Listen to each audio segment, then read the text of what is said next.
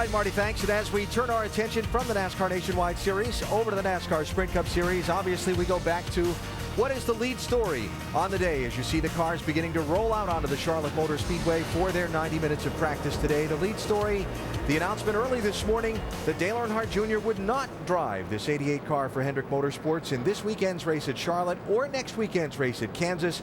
Dale Jr. telling reporters at 11 a.m. Eastern time this morning he'd suffered a concussion in a tire test at Kansas, and then the accident on the last lap at Talladega last weekend left him searching for some answers over these last couple of days. The shot at Kansas was, I think we got the data, but it was around 40 Gs, and the shot at Talladega was only 20 Gs. It wasn't really that big of a wreck, and the fact that I felt the way I did was what concerned me after the accident at Talladega, because it wasn't that hard of a hit. So I wanted to, process, how I felt over a couple days, and I went to the doctor Tuesday actually. So. Anyways, we, I just wanted to process what was happening, and I knew having them 2 concussions back-to-back was not a good thing. So I needed to go see somebody regardless of whether I wanted to get out of the car or not. So just for my own well-being, I couldn't, if I didn't need to go out and get in a race car and go get hit again, I needed somebody to tell me that, because I was going to have a hard time making that decision for myself, because I feel perfectly fine, but I don't want to keep getting hit in the head. That's one thing everybody admires about Dale, is how honest and upfront he is. He cares a lot about the team, his fans, and the sport in general. And but when he knew that there was something not right, he went to see Dr. Petty here. And I admire him. I think a lot of guys would try to play hurt, but when the doctor tells you get hit again, like right away, it could be catastrophic. So, I think this deal has worked out extremely well, as it could. So that tire testing crash at Kansas was back on August 29th, and then the incident at the end of the race last Sunday, which from all outward appearances wasn't as significant. You see Dale Earnhardt Jr. in the green and white 88 Chevrolet, and the first incident was not one that appeared to concern him in Jr.'s comments this morning. It's when he slides to the bottom of the racetrack and gets hit in the left rear corner there, and it spins the car around. He said that left him with an uncomfortable feeling that a couple of days later he knew he needed to pursue more. Our Dr. Jerry Punch is down in the NASCAR Sprint Cup Series garage area with more on this entire situation from a medical perspective. Doc? You got to admire Dale Earnhardt Jr., Alan and Rick Hendrick, because I know for a fact that many times, and years ago and even today, when a driver has a concussion, they will not admit the symptoms for fear of being pulled out of the car, worrying about losing a ride or a sponsorship. For Dale Earnhardt Jr., folks, the word concussion comes from the Latin concutare, which means to shake violently. And you saw that's exactly what happened in the wreck at Talladega, and as Dale Jr. admitted, the violent impact at Kansas a few weeks ago. And what happens when you do that, the brain sloshes forward against the bony front of the skull and then backward. The front of the brain here are the memory lobes, the frontal lobes. That's why people have amnesia after a concussion. The back lobes involve vision. They'll have blurred vision. Now, with Dale Earnhardt Jr., the symptoms on Monday were purely headache. There could be others, but headache was the one that bothered him the most, which led him to Dr. Jerry Petty and an MRI determining if he had a bleed or bruising on the brain. Those were negative, but because of those symptoms and the prior concussion in 2002 and given the impact at Kansas, they opted to pull him out of the car here at Charlotte and next week at Kansas. Now, as to when he might get back in the car, the same protocol will be used that we see in the NFL, typically meaning that 7 to 10 days after a driver is completely symptom-free, he would be cleared. And of course, right now, Dale Earnhardt Jr. is not symptom-free. He has to be symptom-free for 7 to 10 days. And some people heal quickly, others not so. It could take 2 days, 2 weeks, or 2 months for some concussions to completely clear. But as of right now, Dale Earnhardt Jr. at home recovering, told to be quiet, stay away, let his brain, everything to sort of get better, while they put Regan Smith in the car for at least the next 2 weeks.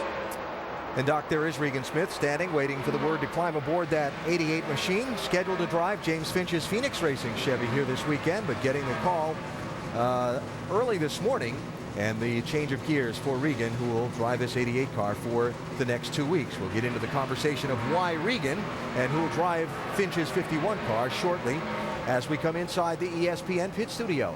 Alan Bestwick with our row of champions, Dale Jarrett, Andy Petrie, and Ray Abraham. And DJ, I'll start with you. From the driver's perspective, could there be anything more difficult for Dale Jr. to do than to call up that doctor and say, hey, I don't feel right, I need you to look at me? No, that from a driver's standpoint, because your instincts are, I can overcome this, I can do whatever, that these will go away, you know, I'll take something for these headaches, and by the time it gets race time, I'll be fine. So for him to take that initiative, it just shows how much at Kansas it kind of rung his bell, got his attention, and then knowing more from that point. And then obviously it goes back even further than that with Junior. I believe it was 2002 when he had a concussion. Knew he shouldn't have been driving, did that, as a lot of us have done in years past. I'm just glad to see that someone like Dale Jr., who is recognized and heard by a lot of people now, not just for our sport here in NASCAR, but for a lot of sports to understand just how bad this could be. Yeah, I know it's just we've kind of been lulled to sleep a little bit by these cars being so safe. They have gotten so much safer. I mean, it's ridiculous, really, how safe they have gotten. And we kind of forget that you still can get hurt in these things. I was surprised. I mean, I was like you, Alan. I didn't think it was that big of a wreck at Talladega when I heard that. And then after his press conference, it kind of makes sense that it kind of goes back to another hit that he had at Kansas. But it says that we still have some work to do. These cars are very, very safe, but we still need to keep working on them. I'm sure we will. Well, I think we heard Dr. Jerry Punch say that when you have a concussion, it doesn't take as much force. So even though it wasn't as bad, his brain still was undergoing some trauma. But, you know, the thing is, we've gotten these cars a lot safer, right? The cars are safer. The driver restraint systems are safer. But the one thing that we can't control, really, is the movement of the internal organs in the body, moving your brain and whatnot around. And speaking to some of the drivers, they really support the moves that Dale Jr. made going forward, because some of the things that may not be seen. These are things that might be seen 10 years from now, and guys are worried about it. And I know that the sense in the garage area is everyone's really applauded him for having the courage to say, hey, I need to take a week or two off. Guys, talking to Tony Stewart at an event last night, and Tony was still a little bit sore from the crash at Talladega. And again, what we see on camera sometimes is we see these drivers in these accidents, and they climb out and they do the interviews, and we just think everything's okay. But I know all of you can relate from your experiences in racing that the effects of these crashes are more than meets the eye and last for longer than we all think. Absolutely. I mean, yeah, you can see the movement here, which is a lot less. And we talk about making these cars safer. The cars are fantastic, especially in comparison. We go back when kind of we started racing and when we were doing things. They've made so many improvements. But as Ray was pointing out, there are things that simply you're not going to be able to do that much with the way that the body reacts and moves around. These are violent though, and just incredible to think about that. And we've all been in these situations, and I never like to go back and see the things I was really involved in because, you know, I was concerned at the way that I might look at it. Yeah, these drivers are very restrained in these cars. You saw right there with Clint Boyer. I mean, that was some pretty hard licks that Clint took. Yeah.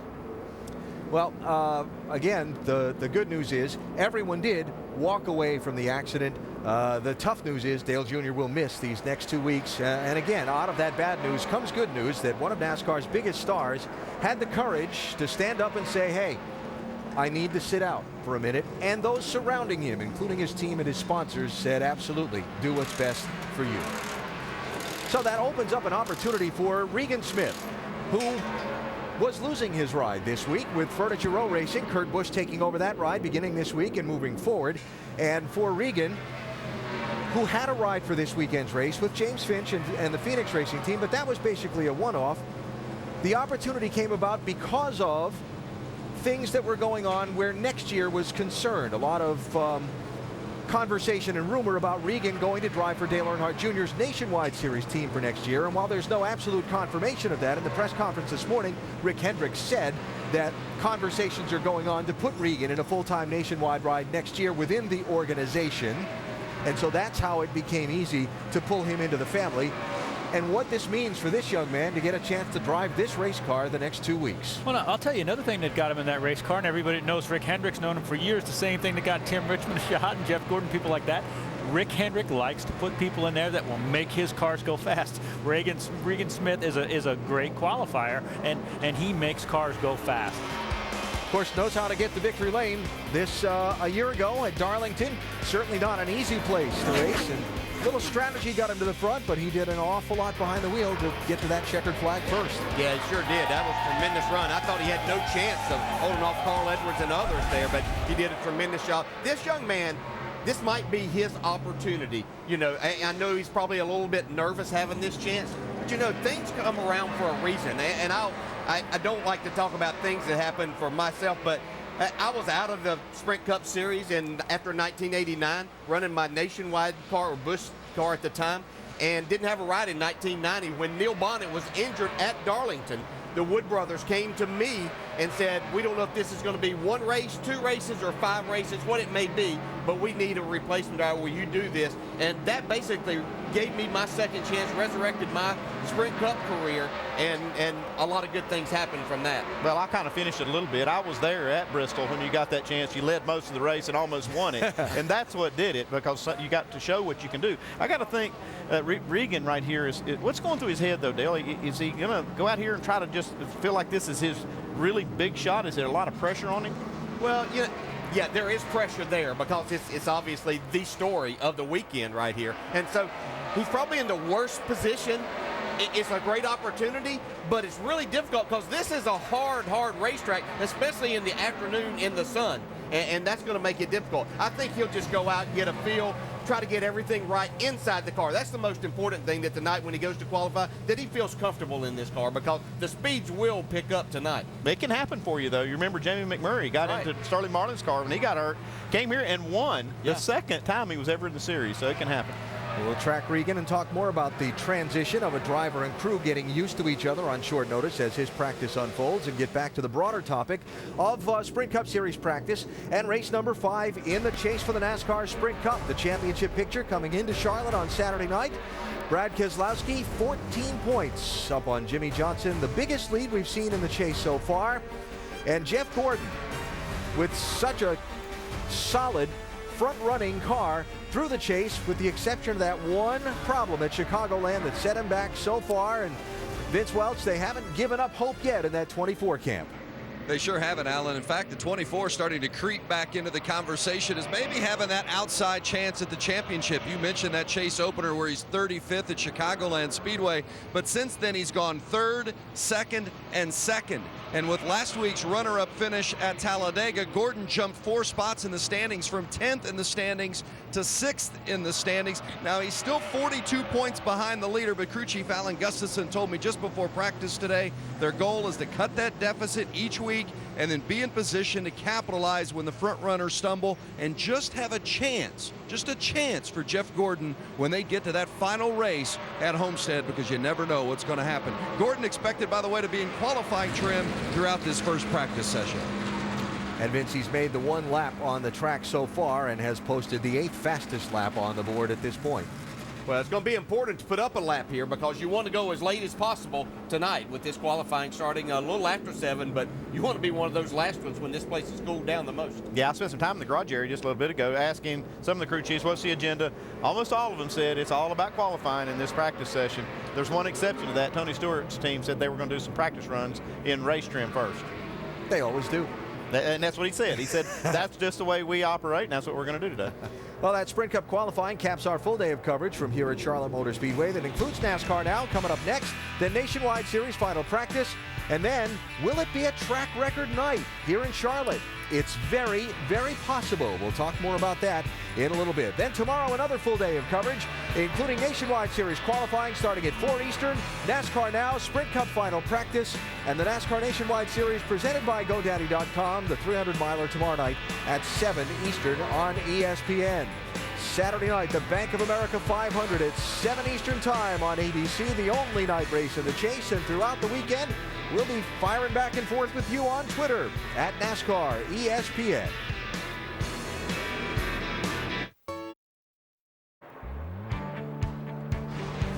NASCAR Sprint Cup Series practice is brought to you by Pennzoil, pursuing the latest oil technology because we love cars just as much as you do.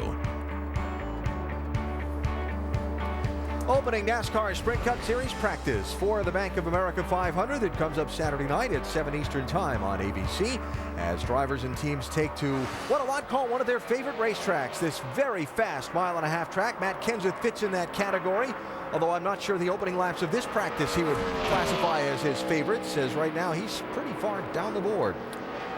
Might have forgot to take the restrictor plate off there from last week, so maybe they pulled that thing off there. But we heard a little radio communication. Sometimes, you know, you've got to be able to put a whole lap in here, and this track does have some bumps in it, and if that splitter's hitting too hard, you just can't go fast.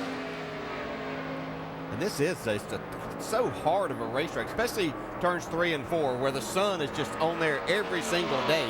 1 and 2 shaded a little bit more most of the time. You can see right here as he goes down in there. So you've got a little bit more grip. And for some reason, and I guess it's because the sun doesn't hit that as much. That corner always has more grip. But, man, when you get down to 3, you get a lot of grip up there in 1 and 2, which gives you a lot of speed down the back straightaway to get to the end that doesn't have any grip. I don't know what it is about this racetrack, but there's a lot of mile-and-a-halfs that are fast, but this one looks fast. To me, it just looks faster than a lot of them. It might be that way. Yeah, it might be the transitions, like you say, the way it comes off the corner and kind of abruptly drops off, but the cars just look so fast here. Denny Hamlin. How fast is Denny?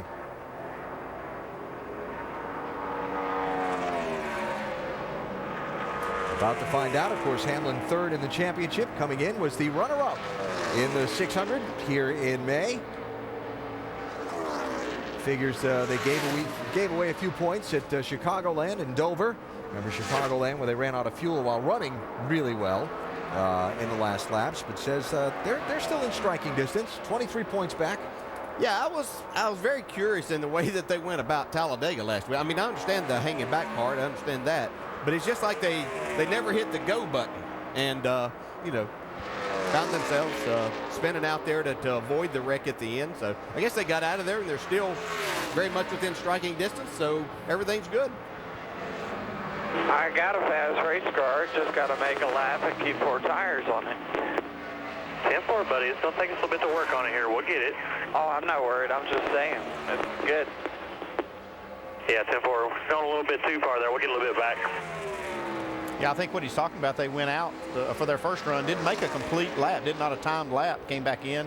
And something Denny didn't like about it, but they made an adjustment, and he's back out there. And now 24th on the board on his 4th lap.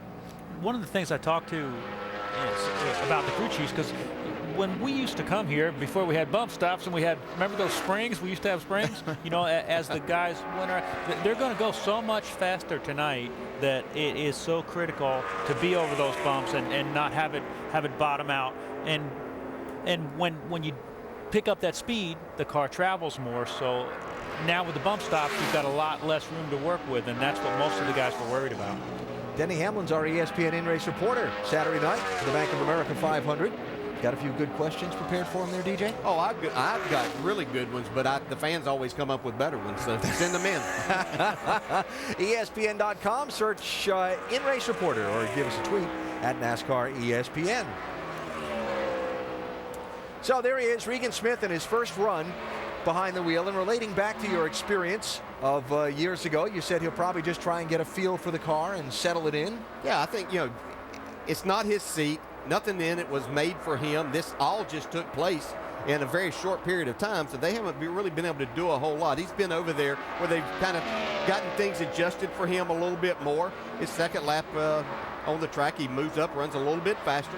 And Ray pointed this out. This young man knows how to drive a race car fast, but he's not going to go do anything crazy right now. It's time to go fast. Will come somewhat tonight in qualifying, but he's looking to showcase his talents in 500 miles on Saturday night. How about this 88, Vince? That's exactly right. Regan Smith said they are going to just get acclimated to this race car over this initial race run. They're going to start out, as you can see, in race trim and then switch to qualifying trim a little bit later. They got about a 20-minute late start to this practice session because they had to change an oil line. So a good thing they found that before they went out. So they got a little bit delayed in getting out there. Regan told me he got a text message at 7 o'clock this morning, and it was from Steve Letarte saying, give me a call ASAP. Regan had no idea what it was about, but he said, when I saw ASAP, I thought, well, it must be something important. He gave Steve a call, and Steve said, we need you to drive the race car this weekend. He immediately went to the Hendrick shop, got fitted for the seat, and here he is just a few hours later on the racetrack at Charlotte in the 88. Guess it's a good thing Regan wasn't one of those guys that sleeps till 10 o'clock in the morning. Yeah. When he's got to work later at night. There's the car Regan was in. Kurt Busch in his first ride aboard the 78 for Furniture Row Racing. We'll track him through the progress and through the weekend here in Charlotte. Looking to find out who it's going to be hard to keep up with from the NASCAR Sprint Cup Series at Charlotte Motor Speedway. Kyle Busch has been tough to keep up with at this racetrack. The last few races around, he's led the most laps. Just hasn't taken home the trophy. I think that they may feel better that maybe their luck has turned around a little bit. I mean, they've done a lot of good things, and even here in the chase, but haven't had many good things to happen for them. And to be able to miss the big wreck on the last lap last week and come out of there third, they got a lap back, you know, during the race, and so some good things happen. If they can just have a little good fortune, they have a fast car and obviously a fast driver. Ryan Newman, a little different look on that car this week. That would be Teenage Mutant Ninja Turtles. Had a couple of them down there working on that car. I don't know how those turtles work, but Ryan's a guy that's always had a lot of speed at this racetrack. Talked to Tony Gibson a little bit before practice. They were going to go out, and I heard him say that they were going to go out and search for some grip, make some race runs, find some grip, and then make some qualifying runs. And it just, you know, it does remind you, Andy and Dale, how tricky this place is in the sun. You do forget about how much you chase it in the afternoon. But with the colder temperatures, I wouldn't think it's going to be as bad as it was. Alan said before, are we going to see a record run tonight? And look, judging by those speeds, I think it's going to get awfully close. Turtles are known for kind of being slow Yeah. but steady and with kind of a hard shell. Are you referencing a particular crew member? Well, he wasn't moving very quick, but he doesn't do that with his regular uniform on. There's your old buddy with a mutant ninja turtle on the side too. Yeah, when I spoke to Jeff, he is preparing to do all qualifying runs. They are really pumped up with the performance that they've had since the incident at Chicago, and really believe 100% that they are still in this. And I said, buddy, you used to own this place. And he said, well, we'll see if I can't get a piece of it this weekend. You know, the thing they have to look at is, I know that Brad Keselowski's 42 ahead of them, but they're only 28 behind second. And if something should happen to Brad somewhere along the way, then, you know, 28 points is much more doable, and they can just look at that. I want to pick up on that theme here in a minute, but first I want to bring you back up to speed. While we were talking about all the Dale Jr. stuff earlier in practice, there was one red flag that came out because of something they were concerned about from this 29 car, Vince. Well, there was smoke coming from the 29. The good news is it was not engine related at all. They had a bad tire rub on the left rear. Kevin Harvick came in, they adjusted, they went back out, and it was still rubbing in 1 and 2. So they're continuing to work on that issue. But the good news is for Kevin Harvick is that he reports that the balance is fine as they work on this car in race trim. Former winner here, Kevin Harvick, won this race in the spring of 2011, but it hasn't been a good chase. Still looking for his first top 10 in the chase. He's started the chase 12 points out of the lead. He's now 49 back, so they need some good things to happen here at Charlotte.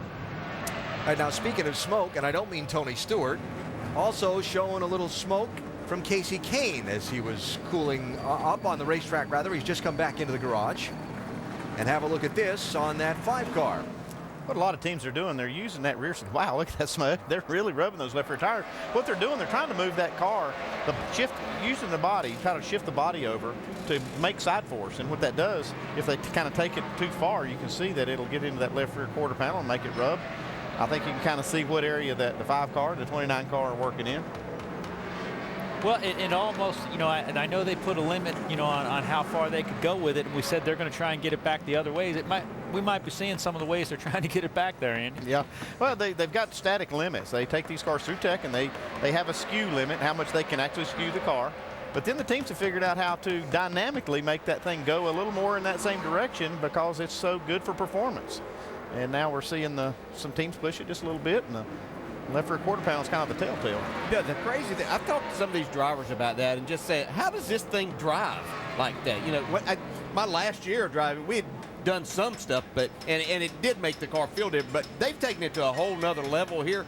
They tell me that they're harder to drive down the straightaway. That's where it's the most difficult, because the things that they're doing to it through the corner, it actually is helping the car be better, but down the straightaway is more difficult.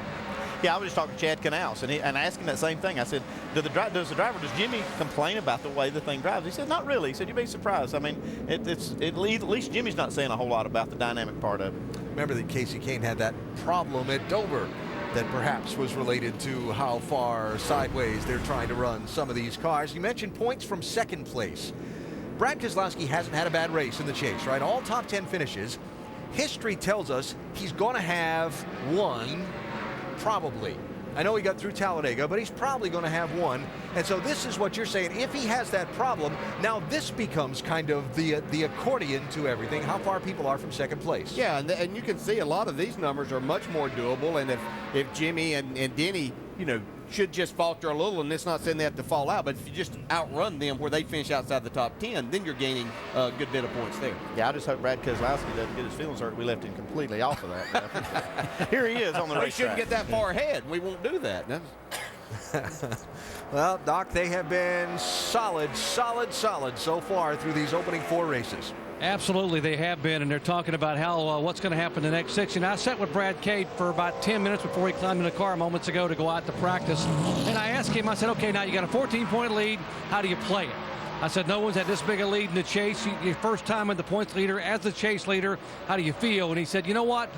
He said, if I back off now because I got a points lead, if my right foot wants to come off the throttle, I'm doing the wrong thing. I'm not being true to who I am and who this team is. He said, I believe, and I've told my crew chief and Roger Penske, that I need to do exactly what I have done the last 14 races, and that's run this car as hard and as comfortable as I can run it, and we will win the championship. He said, if I try to back off and do anything else, I'm not being me, and it's me that wants to win this title for Roger and our sponsors. And Paul Wolf said, you know what?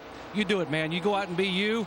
And a lot of these guys compare him to Rusty Wallace because he is absolutely a talent on the racetrack, a very thinking, a very smart race car driver, but also a guy who believes he's got the best car every week he goes there and can win the championship as well as winning races. Now 2 wins in the chase so far for Brad Keselowski, Doc, and again that 14-point lead coming into Charlotte over Jimmy Johnson. Yeah, they've done it in different ways too. They outran Jimmy at the end of the race at Chicagoland. They did fuel mileage at Dover, won. They had a solid race at New Hampshire, and then last week, as all championship teams and drivers will tell you, you have to have a little good fortune along the way, and they were fortunate on that last lap not to get taken out. So Jimmy's sitting on pit road waiting for some open racetrack to go out and make another qualifying attempt. Jimmy at one time just dominated this racetrack. Last couple of years, though, it's not quite been as clean. Had the wrench left in on the late pit stop at Charlotte. That was a year ago. And then the eventual problem that put him out of the race. This was last October. Trying to save it. Look out. Oh, boy, that was a hard lick. Nasty crash. And wound up taking Jimmy out of championship contention. He really was still pretty close to the lead until that finish caused by that. And by the way, it was an issue that put him behind on the pit lane that set him back in traffic that he was trying to make up some ground. And then in the main race here, they had a miscue on a late pit stop and had to come back in and gave up some track position, and he wound up finishing in 11th position. Jimmy talked about the line of demarcation in his Charlotte successes versus not quite as much success being when they changed the surface of this racetrack back in 2005 and 2006. And you could see that after dominating this racetrack in the period leading up to that, he's had 1 win in the last 13 races, 2 DNFs in the last 3 races here. and of course was the worst chase finisher in this race a year ago. Yeah, I talked to Chad Knaus about this very thing, you know, that they'd had so much success early and they haven't had lately. And he said, yeah, but we have run really good here. He says, we just had those mistakes, just like you mentioned, the wreck that they had here last year. He says, we have a good setup for here. He feels very confident that they're going to be able to compete for the win here Saturday night. Doc? Exactly what you're talking about, Andy. They really do. Chad Knaus and his team very positive about getting back to their old ways, meaning leading a lot of laps and winning here at Charlotte. I asked him, I said, why didn't you bring the car that you dominated with at Chicagoland to open the chase? He said, we're saving that car for Kansas next week. I said, well, what do you have here? He said, well, we decided, given the fact that we have struggled here recently, as Alvin put it, since they changed the surface of the car, we decided to bring this car. And this is the car they won the All-Star race with in May. And they know, Jimmy says it's a known quantity. Chad knows what the car will do, how it will react to changes on the racetrack. They know it's fast. They know it's comfortable in traffic. So let's go back to what we know. Let's try to be who we were years ago when we won 4 in a row and 6 overall at Charlotte. They decided to bring the car that won here in May in the All-Star race. So Jimmy Johnson coming in, third fastest lap, posted in the opening practice for the NASCAR Sprint Cup Series here at Charlotte Motor Speedway. Get ready for Saturday night's 500 mile. City, Charlotte, North Carolina, and certainly a beautiful day at Charlotte Motor Speedway for the NASCAR Sprint Cup Series. Practice right now, qualifying later on tonight under the lights, and it will be fast on this racetrack where so much of the NASCAR industry is centered around. Here's Clint Boyer, one of the championship contenders, and he's just put up a pretty good number. Just jumped up to second, 28.53, just a couple of hundredths off of Sam Hornish. You see Clint lost a lot of ground over these last couple of weeks. Well, it looked like he was going to win last Sunday. I mean, he was right there at the end of the race in the position to make it all happen. Yep. But didn't get through. Like some others did, and wound up losing some ground instead. Here is Regan Smith, Vince, back out in this 88. He is indeed, and starting to feel a little bit more comfortable as this race car as they work in race trim. A little give and take with his new crew chief, Steve Letarte. It's got a too tight getting to the bottom and 3. Ride quality's a lot better. Not off the wall, it's more or less when I'm off the gas and, you know, trying just to turn down across the hill right there. It's too tight with that. The other part I was complaining about on the throttle, that's just something I gotta get used to, so I'll get that figured out. You know, it's no different driving a race car from week to week, but there are a lot of things about different race cars that a driver has to get used to, guys. You know about that, right?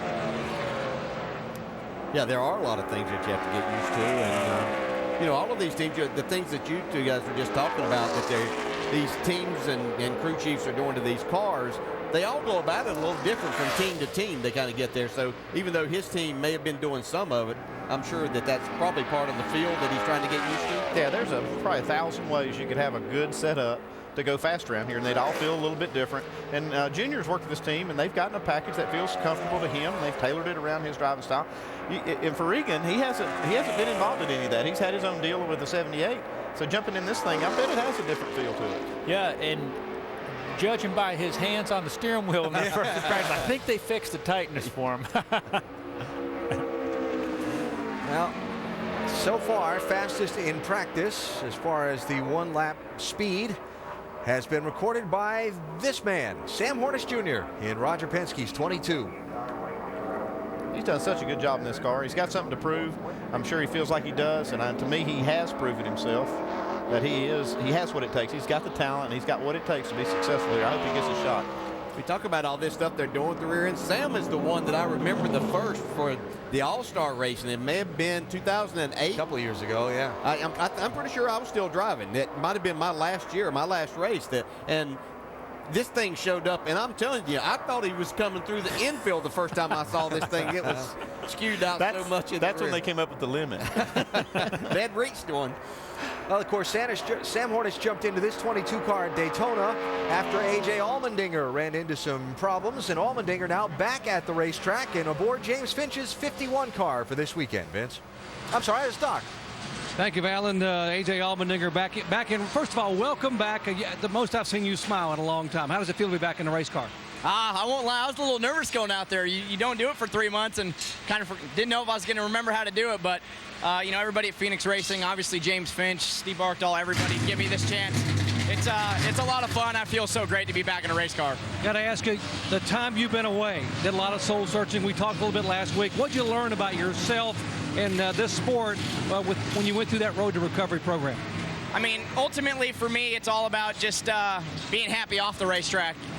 This sport, even when it's going well, can take over your life, but when it's not going well, it can really take over your life. And I lost the fun out of it, and I was struggling, and I leave the racetrack and I let the race weekend dictate how I was at home. So I think it's just once it gets taken away from you, you got to really see what it's all about. And I quickly found out I love this sport. I miss it.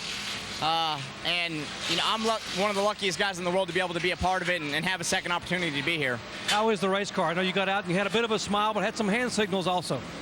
Yeah, it's pretty good. It's for me, it's more than anything for me to try to get back up with these race cars and remember how it feels. And I'm going to be behind the race car, so just trying to tell the guys. But ultimately, it was a little bit comfortable, a little bit tight in 3 and 4, which you always fight here at Charlotte. But it's got decent speed in it right away. That Hendrick horsepower, I can feel it. It's already pretty strong. So I'm looking forward to go through the rest of this practice into qualifying, in tomorrow. And the biggest thing is just try to keep getting better each practice session and run all 500 miles on Saturday night. Hey, buddy, welcome back. Good to have you back in the garage. Thank you. It's great to be back. And thank you to all the fans and everybody that's sent me the love and support. It helped me get through some bad nights and bad days. So thank you for all that. And just happy to be back, and we're going to wheel the thing. A.J. Allmendinger. Now I want to show you the hood, folks. Take a look at the hood of this car. It has a big smiley face on the hood. Now, James Finch, the car owner, told me, he said, basically this is a message to Kurt Busch, who left this race car to go somewhere else. He said, I want to tell everybody that I haven't had a lot to smile about this year, but he said, I'm smiling right now. I'm a small team with a small driver. He said, our team right now this weekend, our mission is to outrun the 78 and the 88, by the way, who borrowed Regan Smith from us. We believe we can do it. We've got a new ambition here. We're going to have fun the rest of the year. Well, James has never been one to mince his words, has he been? It's all smiles down there now. They are ahead of the other 2 cars in practice so far. Yeah.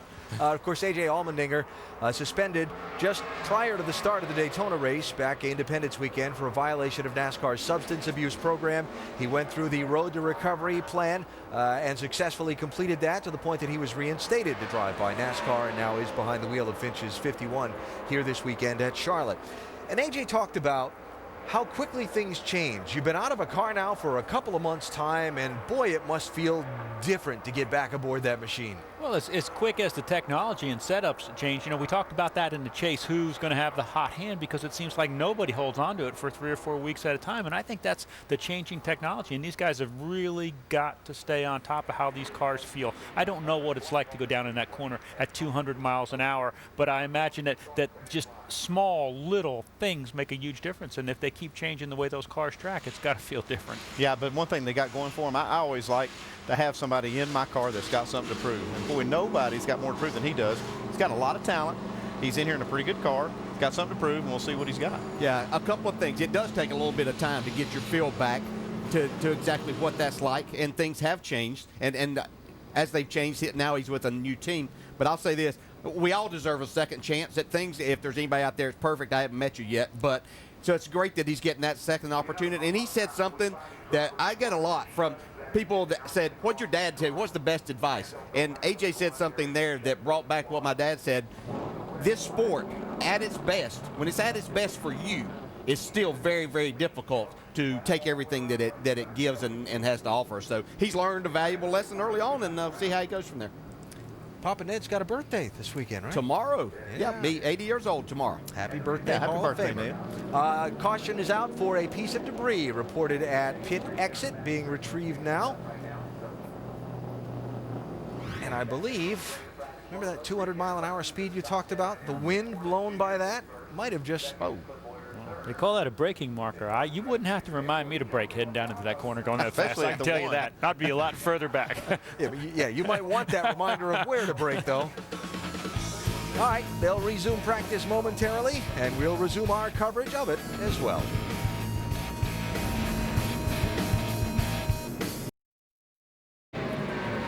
Lots of work going on in the NASCAR Sprint Cup Series garage as practice continues live here on ESPN2, followed immediately by NASCAR Now, then NASCAR Nationwide Series final practice, and tonight's Sprint Cup qualifying. All that from here at Charlotte Motor Speedway.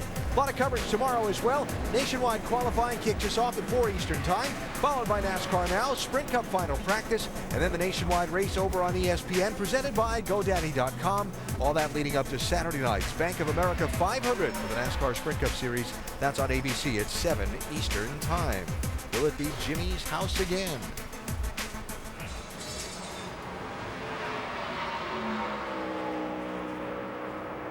Matt Kenseth, defending winner of this race. Out there seeking a little speed in this 17 car. That's the year he had on the four plate races this year. Just incredible. Yeah. One half of them should have won the other two. Yeah, was in position to, for sure. Last guy passed for the lead in the other two.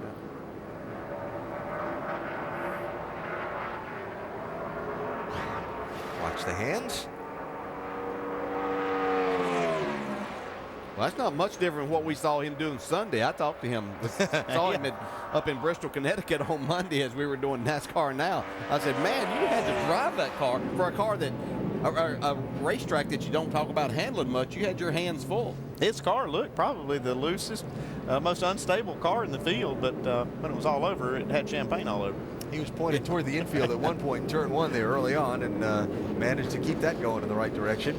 Regan Smith, story of the day in this 88 car for Dale Jr. Vince? They'll be qualifying a little bit later this evening. Right now, switching the car over from the race trim to qualifying setup. First of all, how about the adjustment? What kind of race car did you have there during those couple of runs? It's been a big adjustment. You know, there's a lot of things different, but it's going good so far. Just trying to get acclimated to the car, to the cockpit, to the different controls and inputs that they have on this and what I've been used to with my cars earlier this year. And we're going to switch to Q trim and see what we got in Q trim. Take us through these last 10, 11, 12 hours and what it's been like for you from the moment that you first found out about the fact that you're going to be in this 88. Well, it's been a busy 10 hours. You know, I got a phone call at 7 o'clock this morning from Stevie and just said to give him a call and called him, and I'd say it was about an hour later I was walking into the Hendrick shop to get a seat fitted up, try and get as comfortable as I could in the car as quick as we possibly could, and you know, everything's been good. It's obviously got a lot of great people over there that work really hard on these race cars, and appreciate all their help getting that done this morning and earlier today. And as I said, we'll see what we can get the Amp Energy Chevrolet to do in Q trim, and hopefully we'll be able to get a good spot to go out later on tonight, not too early. This place cools down a lot, and see what we have. Just before the chase began, the Chicagoland race, you found out you weren't going to be with the Furniture Row team. Ended up 5th with them in the finale last week at Talladega. Scheduled to be in the 51 here today, now in the 88. Can you just put in perspective the roller coaster you've been on over the course of the past month? I go with the flow, Vince. You know, it's if there's a race car that I'm fortunate enough to sit in, then that's good. I'm excited to do it. And as you can tell by the driver's suit, I plan on being the 51 this weekend. So, you know, it's a great opportunity for me to hop in this race car. And tomorrow we'll really get to fine-tune it and work on a lot of little stuff and really get me comfortable in it and get the speed out of it. I know it's got it. I'm just not getting it all out of it right now. So that's the main thing. And we'll go from there. Wish you the best. Thanks for the time, Regan. Alan? All right, Vince, thanks. And again, a really tall task to jump into another car on short notice from both driver and crew chief's perspective. Yeah, Stephen has got notes and things and teammates to rely on, but that communication still comes down to the driver when you get here. You don't have your data and as much as you have simulation and things like that. How Regan described, I got to stop calling him Regan. Hit me when I call him Regan. How Regan describes things and how Stephen understands it to make the changes, big, small, and give some things to think about is very important. That language between driver and crew chief is very critical. Yeah, and you can see right there, Stevie talking to him. And right now he's trying to go through this adjustment, trying to figure out exactly what he needs, and that's why he's going to just keep interrogating him, asking him different questions, asking it maybe the same question a few different ways, and get all he can. I really think that if Steve Letart's good at this, he's a good people person. Him and Regan will do pretty good.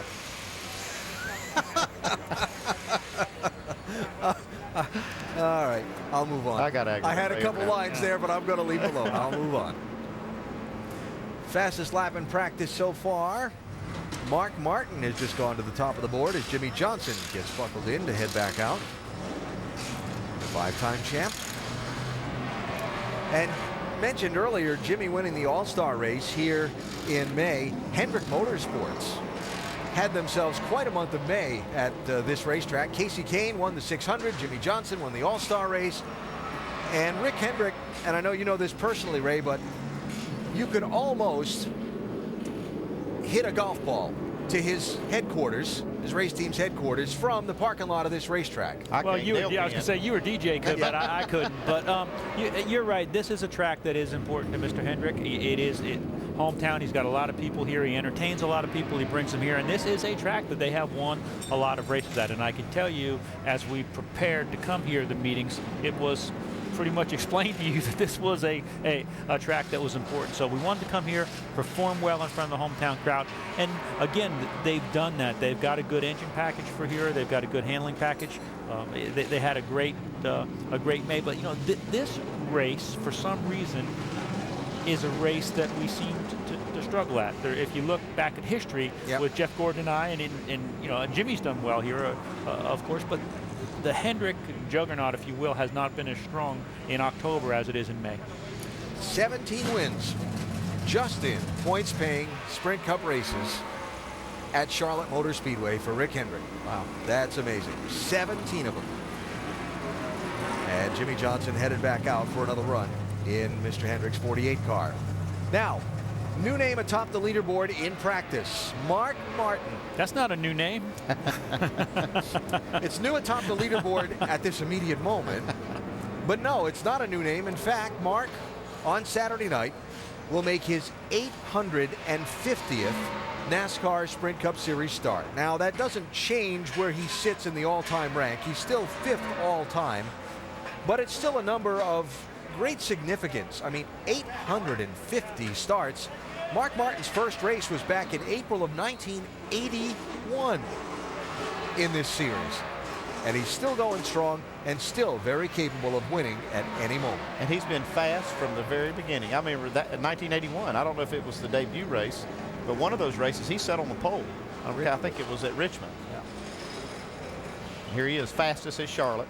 Some how many years later? 31 years later. Now, he was fast, but it took a while to get to victory lane for Mark. And I know I remember this day well. Wow. Mark partnering up with Jack Roush, then new owner in the NASCAR Winston Cup Series. And they got their first wins together. There's Jack. Rockingham. Mark, Rockingham, North Carolina. And you look back at all that Mark has accomplished. 40 wins, 55 poles. It's been a great ride from April 5th, 1981 to now, and no one would be surprised if he's in victory lane again this weekend.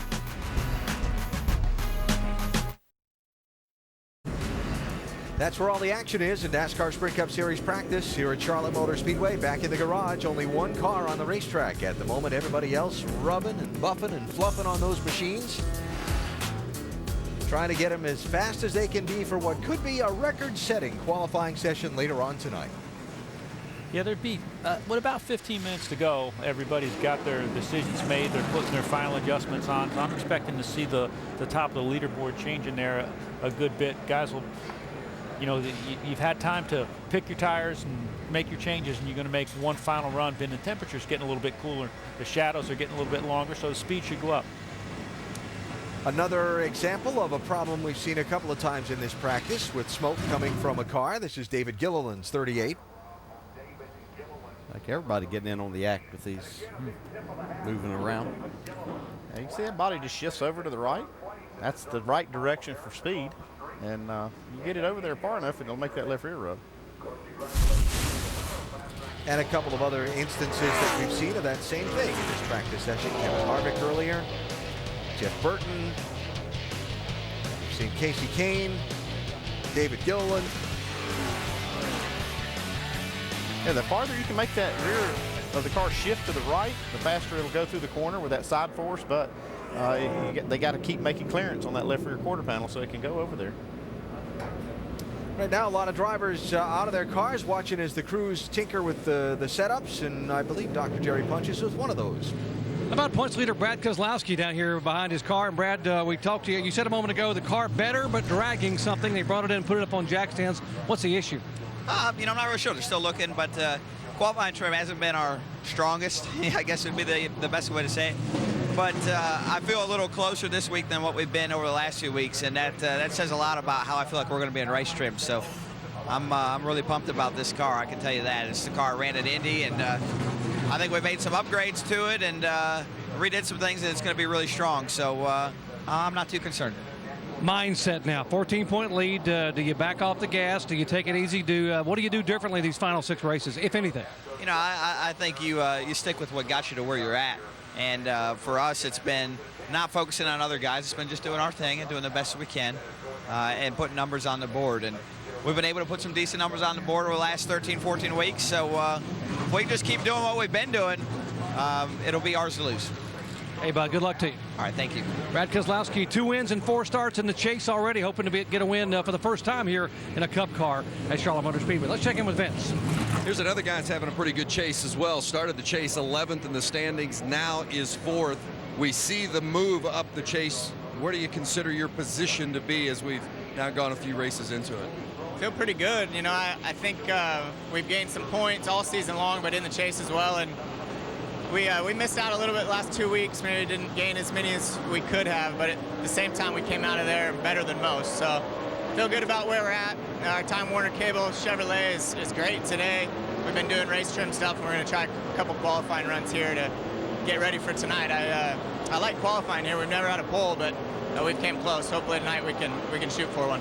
You won this race in May. How different do you expect it to be when we run it on Saturday night? It'll be pretty similar. The track, to me, this place is usually a little looser this time of the year when it gets dark. So we got to think about that, preparing for Saturday night. But, everything that we did then to get the ride and get the car to turn and things like that, kind of similar to what we're working on today and what we'll work on again tomorrow afternoon. Thanks, Casey. Alan? All right, Vince, you talked about Casey Kane and his championship so far, how he's moved up in rank, but fallen more points behind the leader, Brad Keselowski, than he was behind the chase leader at the start of the championship run. Yeah, I think that Dover, whatever issue that was that they're really not divulging, they were in position to win the race and pick up points themselves. They had more fuel, so they could have run harder than Keselowski did there at the end. So I think they were in a very good position. But that was a costly mistake or problem. Well, I talked to Kenny Francis. He said that was a left rear trailing arm brace, and it does have something to do with some of the issues we're talking about, how they're trying to move the cars, shift the bodies to the right, all that. Put stress on that part of the suspension, and they failed a part there that made the car feel funny. And he came in thinking they had a loose wheel. Wheel was not loose. Then they made the mistake that you're talking about where they left the lug nut off, and that really cost him. But he's had the performance, I'll tell you, and he's got some great tracks coming up. He's great on his mile and a half. He's great here. He won at Phoenix last year. He's one of these guys that can really make something happen these next few races. Well, Casey was one of several drivers that suffered from that last corner crash at Talladega last Sunday afternoon. Tony Stewart, of course, racing for the lead and trying to defend that top spot into the final corner of the final lap. Then it all got ugly when Stewart saw the 55 and 13 of Walter Ramirez with a run on him and tried to get in front of him and pick up the boost, and instead went around. Yeah, as I went around a lot this week, people were saying, well, Tony's such a great driver. Why would he make a mistake like that? And you have to understand, it's hard.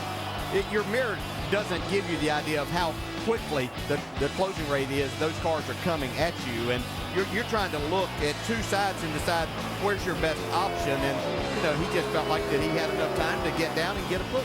So what that also did, that whole accident, if you look at the standings of where drivers were at the white flag versus where they wound up at the checkered flag, things changed around quite a bit. And some of these drivers in that one corner of the race lost a good chunk of championship ground, and Casey Kane was one of those guys who lost 5 positions and 5 points in that last corner. Yeah, that was setting up to be one of the probably the most incredible finishes. If they could have just made it through turn 4, think what we would have had at the start-finish line. Well, we'd have been talking where they're going to make it through the tri-oval was the next thing. Is they were 5 wide through the corner. They were going to be at least that. But it was exciting. And we were talking about how physically punishing some of those accidents can be, Doc. I know that's something Tony Stewart's had to work out over these last few days since Talladega. Yeah, he has. I communicated with him on Monday, and he talked about being sore, but remarkably said, I knew I would be sore, but I'm okay. I really am. And that tells you, he gets in the sprint cars and the midgets and drives them during the week, and that's why he stays, in good driver's shape. And DJ can comment on what driver's shape is. But, he's not going to win any 100-yard dashes, but he certainly is physically fit enough to be in the seat and do well in the car. Now, as far as here today, Tony, in typical Tony Stewart fashion, spent the first 45 minutes of the 90-minute practice session we're in right now in pure race trim. Why? Well, he says basically he believes that we like to go out in race trim, and he bases his qualifying trim off how he feels about the car in race trim. Now, he went out just a moment ago, finally in qualifying trim, said the car was really, really free. They came back in, made an adjustment. He just said a moment ago as he climbed out of the car is better, okay, in turns 1 and 2, and I quote now, a wreck, though, in turns 3 and 4. So race trim predominantly. Now qualifying trim, by the way, this is the car that he qualified so poorly with at Chicago. Remember that race, guys? He came rocketing toward the front at the beginning of the race, led some laps, and finished 6th. So apparently his system seems to work. I spent some time with Steve Addington here just before this practice started. He told me they were trying some new things on this race car, things that they have learned testing here recently, over at Nashville in particular. And he wanted to put it on there and see if it's better. And I said, well, you've got some pretty good packages for these mile and a half. He said, yeah, but you sit still, you're going to go backwards, and we're going to go after this thing. We're going to go out there and try new stuff. We're going to try to get better and better, and that's what they're doing here today. So Steve Addington working on Tony Stewart's ride some more. Looking ahead to tonight's qualifying that you'll see live starting at 7 Eastern time. Will it be a record-setting night? Of the home game and the comforts of the home game as the NASCAR Sprint Cup Series races at Charlotte Motor Speedway, the area where most all of the teams and most all of the drivers are based in the area around this city. And the team's working on their opening practice, setting the qualifying order for tonight's time trial session, and of course then the starting order for Saturday night's Bank of America 500. Minute to talk about Saturday night college football, an SEC matchup that is going to be a good one on ESPN Saturday. Steve Spurrier's third-ranked Gamecocks looking to maintain the nation's longest winning streak and traveling to Death Valley to take on Les Miles and the 9th-ranked Tigers, who look to rebound and stay in the national title hunt. College football primetime presented by Hampton Hotels, South Carolina, LSU, Saturday at 8 on ESPN and live on Watch ESPN. That's what makes that SEC so difficult. South Carolina with a big win last week over the Georgia Bulldogs, but got to turn around 7 days later and do it again. And Baton Rouge, no easy place to go play. That's for sure.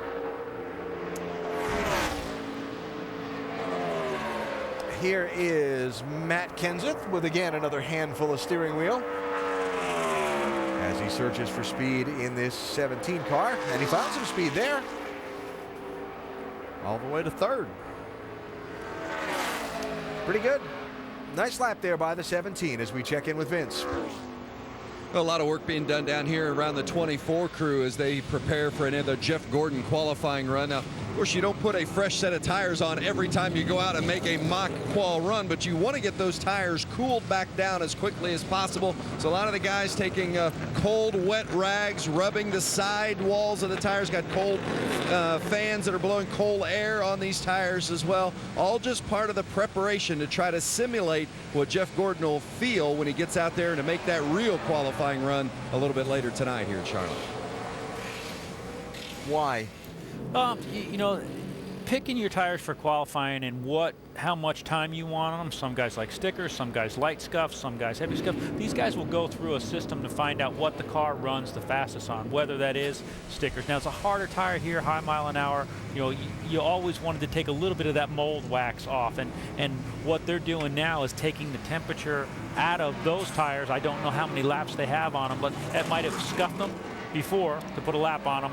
Bring them back in, put them on the car, make sure that they're totally cooled down. He may be planning on qualifying on scuff tires rather than stickers. Well, no matter what tires they go with, whether scuffs or stickers, they're going to be cold when they go out. That's a given, and that's one reason they want to make sure when they go out to make these simulated qualifying runs that it is simulated as closely as possible, and that's with cold tires when they come off the pit road. Yeah, some guys used to do something like 2 scuffs and 2 stickers. I heard somebody did that one time. Yeah. Yeah. Well, you know, the theory there. was just because you guys be paying attention to that and not some of the other stuff I was doing. Yeah. Was that just a diversion? Brad Keselowski, NASCAR Sprint Cup Series championship leader. 18th fastest. Now let's talk about qualifying for tonight. In May, the winning pole time, lap time, was 27.988 seconds. That's 192.9 miles an hour. Eric Almirola did that. The track record is 27.948. So they were only 0.05 of a second off the track record in May. It is going to be cooler tonight than it was in May. Would lead me to extrapolate that we'll probably see a good run at a track record tonight. I think so. I think Mark Martin's already put up a 28.41. I think the track, you can see how much sun's on it right now. I think for the cars that go late, and looks like Mark Martin will be one of those because he's fast in practice, I think that they can pick up at least that much. I think we can see a track record tonight. 193.216 mile an hour lap Elliott Sadler did on October 13th, 2005.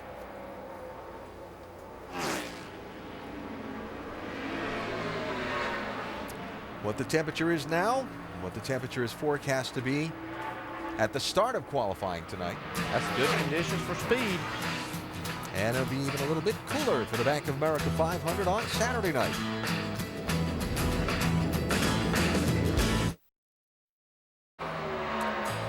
Down to that time in practice. Go out, set a fast lap, get your late spot in the qualifying order tonight. Joey Logano just went to the top of the board in the 20 car. 191.1 miles an hour. But still got about 11 minutes to go in this practice session, and there'll be a lot of people out there trying to lay that one fast lap down. His teammate Kyle Busch second right now. Joe Gibbs Racing showing some strength here. There's Jamie McMurray. Not fast lap on that one car. What about the double one, the 11, Doc? Well, not as good as his teammate Logano, and in fact, Denny Hamlin just now getting ready momentarily to climb back in the car. He's been here for about 15 minutes waiting. They had a rub on the tire. They made some adjustments on the car to try to get rid of the rub, and actually had to come make some fender adjustments.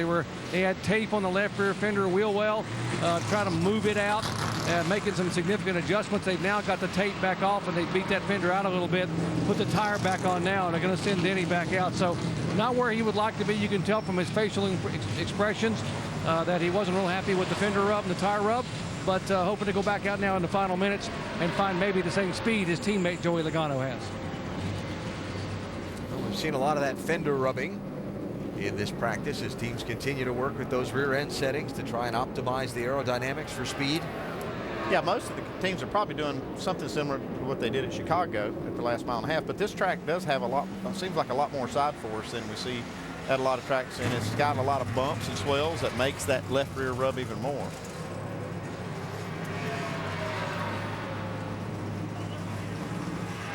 Regan Smith heading out to make a run. He's picked up his speed considerably, and this is going to be a qualifying run. And as we were saying before, this kid is a really good qualifier and knows how to find speed. And, as we see Mark Martin jump right back up to the top of the chart. When's the last time a NASCAR Sprint Cup Series race started without an Earnhardt in the field? Well, somebody told me 1979. Well, they told you right. 1979. 1979. Wow. It's a race at Darlington, September 79. David Pearson, subbing for Dale Earnhardt Sr., had an accident at Pocono that July, and of course Pearson won that race. In his car. Imagine that. Earnhardt's Pearson car. winning that car. September 1979.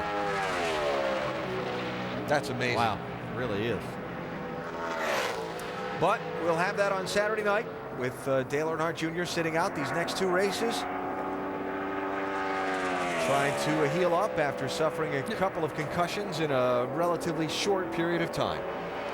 Regan Smith jumped up to 10th quickest there. 28.50, about 3/10 off what Mark Martin ran. And he's getting there, isn't he? Yeah. Yes, he is. That's a quick study. But this, as Ray pointed out earlier, and we've said a couple of times, he knows how to make these cars go fast. Yep. Steve Letarte getting ready to talk to his substitute driver when Smith comes back in. They've got a fresh set of tires up there. Wonder if they're going to cool it down and make another run. Well, if they think they can make it better, and they've got a set of tires that would, and they do have a little bit of time, they can do that and see if they can pick up a little bit. Here's Martin Truex Jr. 14th coming out for this run. Longer. 4th after it. Yeah, the mile and a halfs have been his friend this year. Although he said that Charlotte has been a little bit of a struggle for he and this team, this particular track. And it's funny because we all like to lump the mile and a halfs all together. And what, 4 of these last 6 races are going to be on mile and a half tracks, but they're all just a little bit different. Yeah, and as y'all were talking earlier, and Ray was talking about how with Mr. Hendrick, how important it was to do well here. As a driver, you want to do well here too, because you hear all these drivers talk about how difficult this racetrack is. So you know that if you do well here, having a Charlotte win on your resume is something you can brag about. How about this 48, Doc? Exactly, DJ. And we talked about how this used to be the house of Jimmy Johnson back when it was called Lowe's Motor Speedway, and how that's gone away the last 3 or 4 races. But I can tell you what, standing out here in the garage area watching Jimmy right now, Jimmy was smiling when he climbed in the car. Chad Canals, Ron Malik, the whole team. This is their final qualifying run. They're going to shut it down for this few laps here and get ready for qualifying. So apparently they feel really good about what they've got, and let's see what they do speed-wise here on this run. Picked it up a little bit, Doc. Jimmy up to 4th at 190.5 miles an hour. Has won more races on the mile and a half tracks than anybody else, Jimmy Johnson. And no one would be surprised if he would win here in Charlotte on Saturday night. Who winds up fastest in practice? Final few minutes coming up.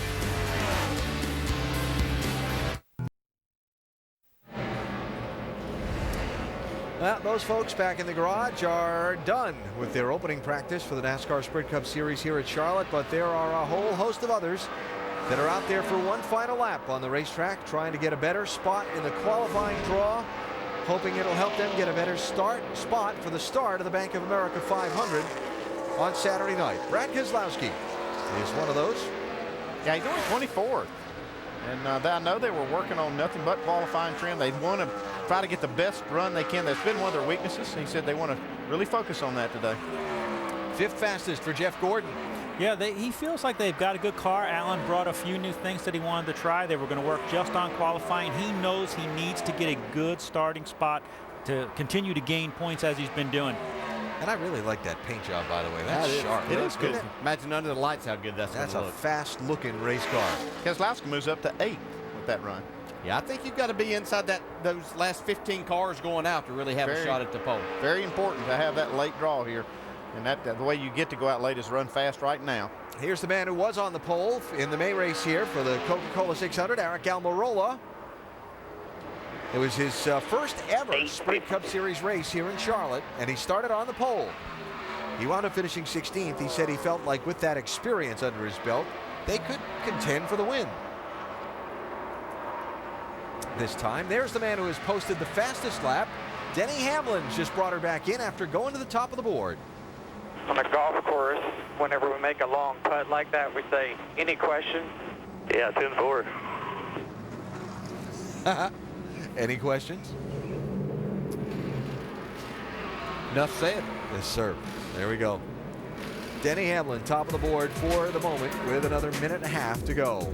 Reminder, Sports Nation's coming up next, and it's NASCAR Now at the bottom of the hour, followed by Nationwide Series final practice, and then that potentially record-setting Sprint Cup qualifying session tonight here in Charlotte.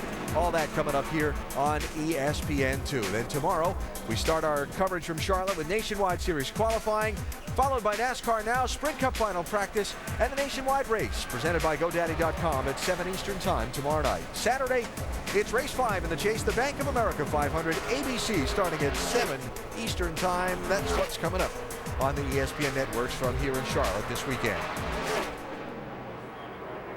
Regan Smith out for another run. They did bolt a fresh set of stickers on there, and he's going to give another shot at it.